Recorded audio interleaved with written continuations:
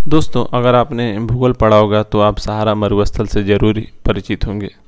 सहारा के मरुस्थल मूलतः अफ्रीका उपमहाद्वीप में स्थित है। यह अफ्रीका के उत्तरी हिस्से में स्थित है।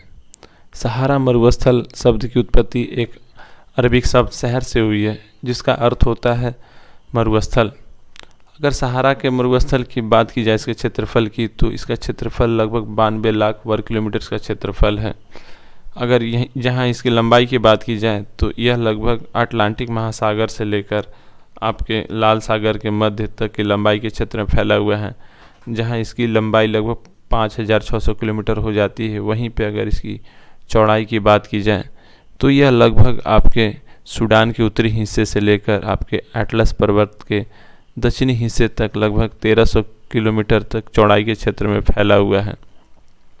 दोस्तों, सहारा मरुस्थल एक उपोष्णकटिबंधीय मरुस्थल है और यह विश्व का सबसे बड़ा गर्म मरुस्थल भी माना गया है।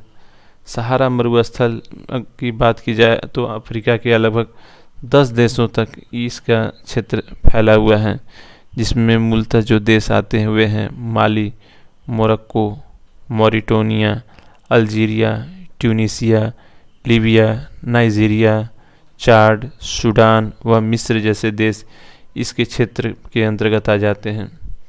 सहारा मरुस्थल काफ़ी विशालकाय है। अगर इसकी तुलना विश्व के क्षेत्रफल के साथ की जाए तो यह विश्व के क्षेत्रफल का लगभग 8% हिस्सा अपने में घेरे हुए है।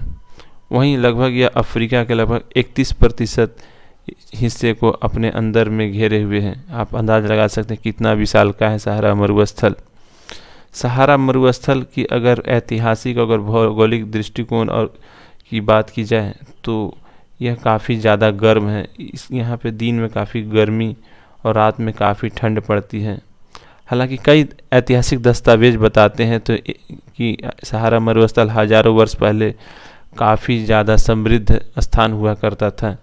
यहाँ काफ़ी ज़्यादा हरियाली हुआ करती थी और यहाँ कई झील भी हुआ करते थे और कई छोटी छोटी नदियाँ भी हुआ करती थी, जिसके कारण यहाँ कई प्रकार के जीव जंतु भी यहाँ हुआ करते थे और काफ़ी खनिज संपदा और कृषक सोर्सेज से भरा हुआ था। परंतु वक्त के साथ धीरे धीरे ये सभी चीज़ें मौसमिक परिवर्तन के साथ ख़त्म हो गई। अगर सहारा मरुस्थल के पूर्वी हिस्से में ही कहीं न कहीं नील नदी भी बहा करती है, जिसे हम विश्व की सबसे लंबी नदी के नाम से जानते हैं।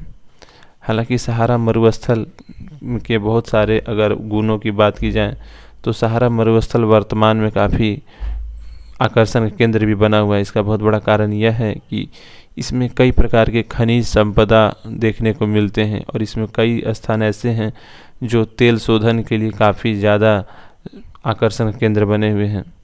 सहारा मरुस्थल में इतनी ज़्यादा गर्मी पड़ती है कि आप अगर वर्षा की बूंदें अगर कभी होती हैं, अगर वर्षा पड़ती भी है तो कुछ ही समयों के बाद ये पानी वाष्प बनकर उड़ जाती है।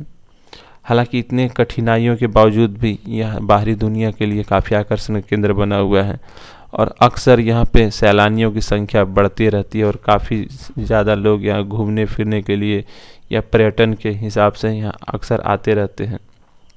तो आप सहारा मरुस्थल के काफ़ी चीज़ आप समझ सकते हैं।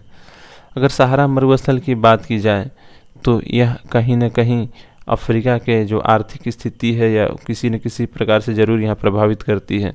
हालांकि यहाँ इतनी कठिनाइयों के बावजूद भी यहाँ पे काफ़ी ज़्यादा पेड़ पौधे और काफ़ी ज़्यादा यहाँ जनसंख्या देखने को मिलते हैं। यहाँ पे एक सर्वे के अनुसार पाया गया कि यहाँ पे 4 मिलियन से ज़्यादा लोग और काफ़ी लगभग उसी अनुपात में पेड़ पौधे भी देखने को मिलते हैं। अगर सहारा मरुस्थल की बात की जाए, यहाँ पे अगर जीवन शैली की या जीव जंतुओं की बात की जाए तो यहाँ कई प्रकार के जीव जंतु हमें देखने को मिलते हैं, जिसमें मुख्यतः हमें रेगिस्तानी हाथी और आपके नूबियन जंगली गधे, हिरन, गैब्रियल, छोटे पशु और कैटफिश, शुतुरमुर्ग और केप हेयर जैसे जंतु देखने को हमें मिलते हैं।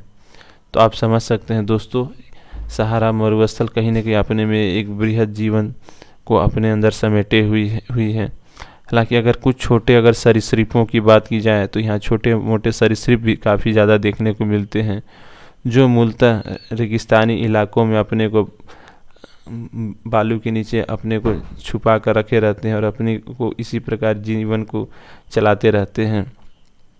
दोस्तों, सहारा रेगिस्तान किसी न किसी प्रकार से हमारे जीवन को या किसी रूप में बहुत ज़्यादा हमें प्रभावित नहीं कर सकती है। हालांकि परंतु हाँ, आने वाले समयों में हम इसके कुछ लाभकारी